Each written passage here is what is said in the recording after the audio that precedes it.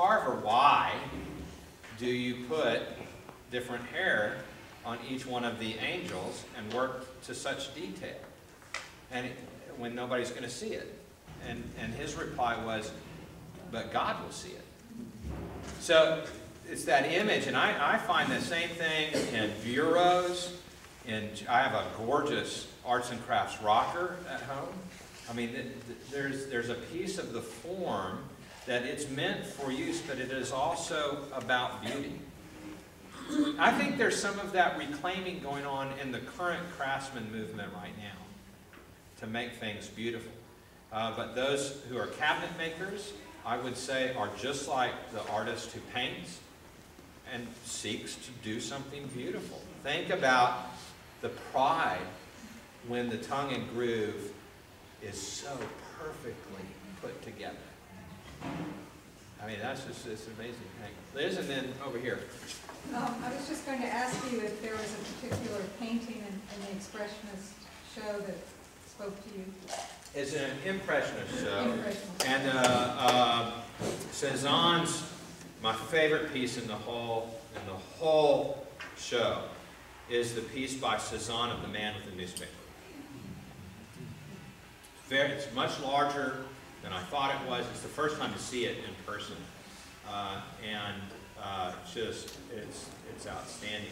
At the same time, Mary Cassatt's children are gorgeous. There's a wonderful piece where Seurat and Monet were at a garden party. And they both did paintings of the garden party, and they decided which painting was the best, and they kept one of them, and nobody knows where the other one is. So the other one's vanished. So you have this one painting of Monet's family, I think it is. I might have that backwards, but that's a stunning piece as well. Yeah.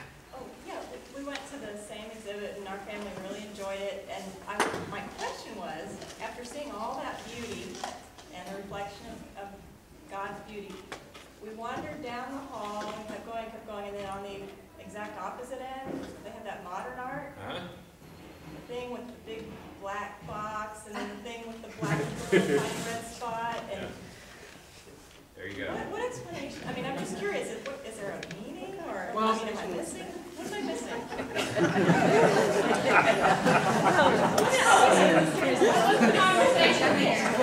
Well, yeah. What was going on there?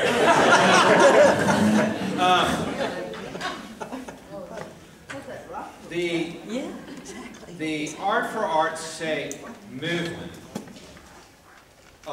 affects so much.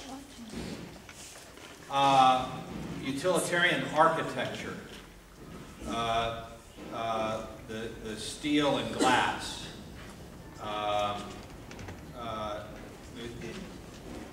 there is in that a search for the purity of form. Okay? And what I would say from my experience is that when talking and in dialogue with them, they are typically attempting to capture in some way the dialogue of design itself. Remember, I talked about putting squares and triangles on, and that what they're trying to represent is that conversation. My argument would be that that is a conversation between the square and the triangle, which is a conversation, and it is about things, but it is not tapping into, at least that's not their attempt. So in my opinion, while I have an appreciation for modern art and what it is trying to do, I do not find that it typically captures at the same level the beauty that is expressed when the artist is trying to place out of themselves that conversation that's going on internally. I think they still have it, but they're asking some different questions about it. So again, I would say all art represents something. And even, and this drives artists nuts, but I'm going to say it anyway, And that is that for us, as I said, there's no definition, there's no separation between the secular or the profane and the sacred and the holy, that it is all God's creation. So for us, it still speaks of God's beauty. You can look at that and see in its purity of form and the dialogue of the shape, sacred geometry that dates back to ancient times.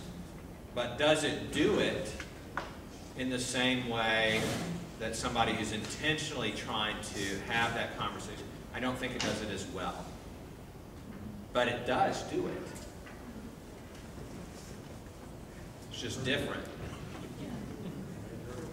But yeah. Got you thinking, didn't it? Got me thinking. Yeah.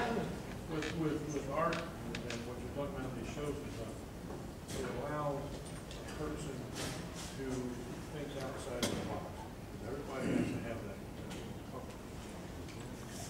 If you look at something like this, then you have to start, where does this fit in the box? We're hoping it doesn't fit in the box.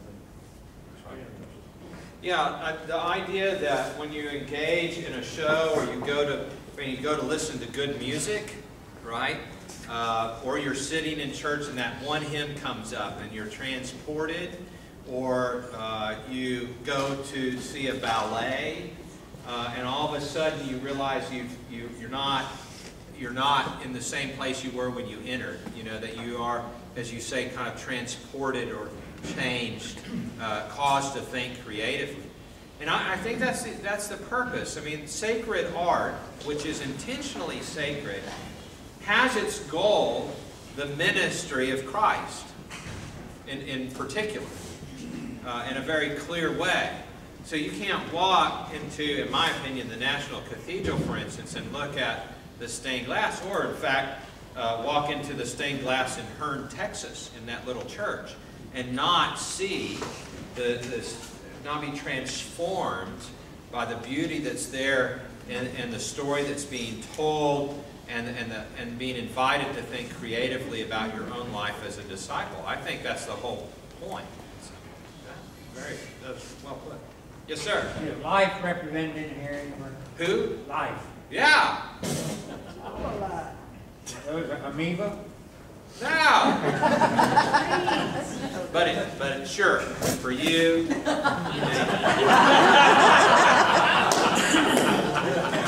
Haven't you ever looked and seen the trees as they changed colors on a windy day, and the leaves and they're red and they're gold swirling around?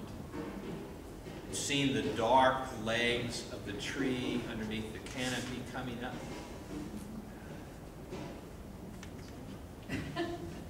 Sometimes it looks just like an amoeba, though.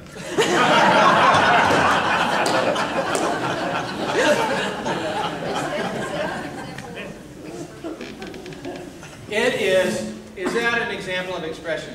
I don't know.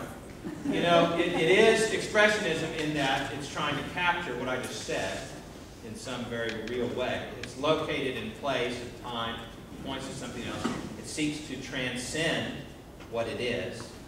So you know, we're joking a little bit, but whatever you see in it also stirs up different thoughts about what it is in the conversation. So that is what expressionism seeks to do, is to help you move into a transcendent place where you're thinking and in fact where your guard goes down a little bit and you're caused to think a little bit differently about things. So yes, it is. A lot of people say, oh, that's pointillism because it has a lot of dots on it, but that's about, dots are simply, in terms of that particular form of impressionism, that was just a way of applying paint. I mean, you look at some of those landscapes, it is all dots. This is not all dots. It is all dots, layer upon layer upon layer of dots. And so that's not really it. It's not a pure impressionist either. There you go. But it's in some way it's a postmodern piece because it combines a number of other pieces, art movements together to create what it is. I didn't see the trees for a while. I'm sitting here looking Yeah, at that's all right. Couldn't see the forest. Couldn't see the forest from the trees. Well, they're yellow trees and green trees. I mean, what kind of? Oaks. Oaks, and of course they don't change colors. But if you've ever seen them at the end of the day when the picture was taken, they are amazing the way they do that. And again, it's to say that that's, I mean, you might look at it and see something completely different. Yes. Can you write your word on the pad over there? Yes. And give us a thumbnail definition? Yes.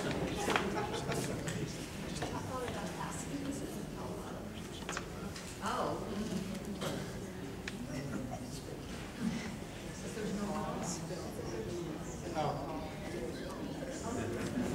Right. Well, my spell checker wouldn't have figured that out. Well, that's because it's not in there. It's going to be in your spell checker someday, but it's not. If we all go home and Google it tonight, it'll probably start showing up. And add it to the dictionary.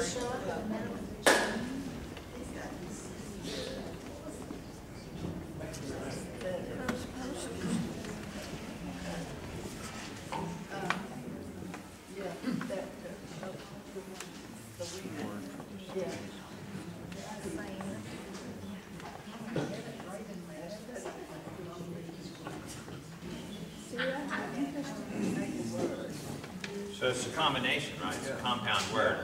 The word for wind, spirit, or air, and appreciation. I desire to paint, but I'd love to make a word. I know, isn't that cool? I made a word, y'all. I thought it was great. I got a B on the paper. I probably left out a comma. I think it's a great word. Surely. Yes. What I don't understand is how they can have these beautiful pictures and art and really decide which is the most beautiful. How in the world can they do that? How does a committee decide, a jury, decide which is the most beautiful? Well, it's basically like if we sat around here and I invited you all to talk about what you see and the beauty of a piece, you all could together come up with a rating of this versus 5 other things. And it's basically consensus. But remember what Tillich said, which is that symbols are alive, that they are born, they live, and they die, and reborn. So, you know, number of artists, you can think of the stories, sell very little of their work over time, but are recognized later on as great artists. Well, why is that? Because their pieces both are born, and then they live. Sometimes they die, and they're rediscovered, right? And so there's just that they have their own life. And so we're just like the church, trying to discern what is right and good and beautiful. So as we make decisions, probably spending too much time in the vestry meeting making decisions like this. But it is to say, what is the good of all? What is the highest good based upon the things that we value the most? And so that's how we make decisions. This is the same way for the jury in an art show. What is the most beautiful based upon our shared values? And that's how they decide.